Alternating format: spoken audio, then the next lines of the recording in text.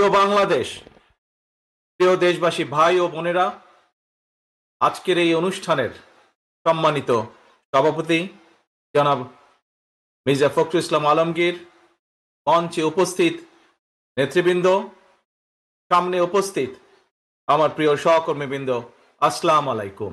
নয়াপল্টনে চলছে বিএনপির গণতন্ত্র সমাবেশ, নেতাকর্মীদের ঢল।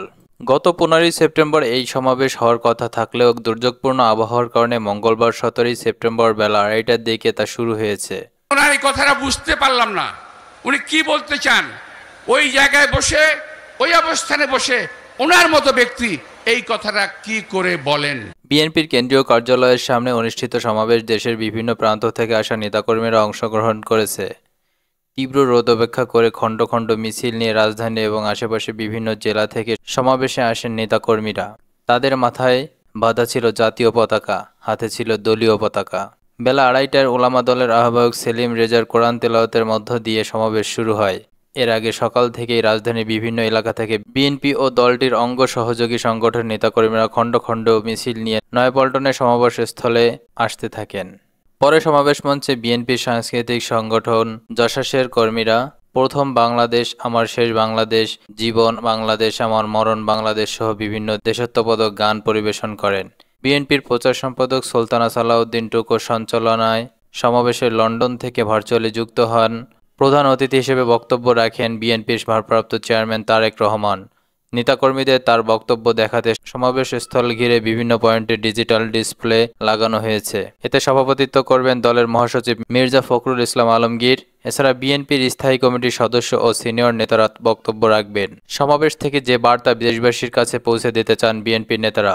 কেন্দ্রীয় কর্মসূচি অংশগ্রহণ হিসেবে সারা দেশে চলছে বিভিন্ন বিএনপির গণতন্ত্র সমাবেশ। এতে অংশ নিয়েছেন দলটির হাজার হাজার নেতাকর্মী। দেশের গণতন্ত্র রক্ষায় দ্রুত জাতীয় নির্বাচনের কোনো বিকল্প নেই বলে জানিয়েছেন বিএনপির নেতারা। দ্রুত সংস্কার শেষে ভোটের রোড ম্যাপ দিতে অন্তর্বর্তী সরকারের প্রতি আহ্বান বিএনপি নেতাদের। মঙ্গলবার 17ই সেপ্টেম্বর নয়াপল্টন গণতন্ত্র সমাবেশে অংশ নিয়ে দলটির নেতারা বিগত দিনের নির্যাতন, গুম ও মিথ্যা মামলার কুশীলপদের বিচারের দাবিও জানান। এতে প্রধান অতিথি হিসেবে ভার্চুয়ালি অংশ নেন দলটির ভারপ্রাপ্ত চেয়ারম্যান তারেক রহমান। বিগত 16 বছর গুম, হত্যা, নির্যাতনের শিকার দলের হাজারো নেতাকর্মী, সমর্থক ও মামলার শিকার কয়েক লাখ সহযোদ্ধার স্মরণ ও আন্তর্জাতিক গণতন্ত্র দিবস উপলক্ষে সমাবেশে যোগ দিতে মঙ্গলবার সকাল থেকে রাজধানীর বিভিন্ন ওয়ার্ড ইউনিট নেতাকর্মীরা জড়ো হতে থাকে নয়াপল্টন কেন্দ্রীয় কার্যালয়ের সামনে। ঢাকা ও আশেপাশে এলাকা থেকে হাজির হন অঙ্গ ও সহযোগী সংগঠনের নেতাকর্মীরাও। তারা বলেন, 5ই আগস্ট আওয়ামী শাসনের পতনের পর থেকে যে গণতন্ত্র বিজয় হয়েছে তা উদযাপনেই দলের এই সমাবেশ।